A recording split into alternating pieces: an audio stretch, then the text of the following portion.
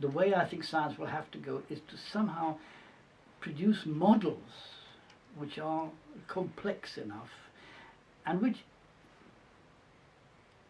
for you to be able to use the data that you have generated in your nice, clean scientific experiments in the right way, and with some hopes of success.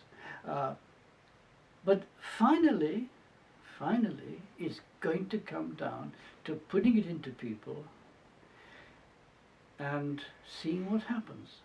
And there are going to be, inevitably, things like Northwick Park. It's happened again in the French, one of those French trials, there was something like that.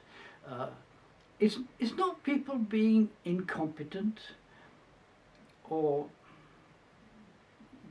looking for profit, yeah, and not caring, because they all know what the price is. You know, the people who did the thalidomide, for instance, they went bankrupt. They couldn't do it. The fact that thalidomide has now come back in a different form, the famous phrase is repurposing, I believe.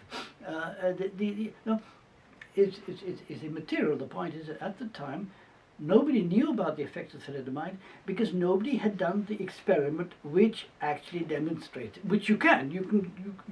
There are animal experiments. If you do them, we shall show you the teratology. But they weren't on the schedule. Nobody had thought about them. They weren't done, and we got thalidomide. Same thing with Northwick Park. Nobody had thought this would happen because they thought they'd done all the right. They had all the ones which were asked of them. They did.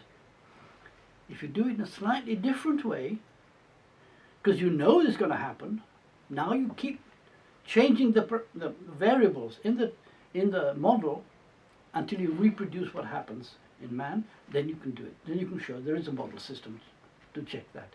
And now, of course, everybody who's in that field, all the companies in that field, are using one that NIBSC developed. That assay system is now being used by them. So I don't know how science is going to be able to, in a sense,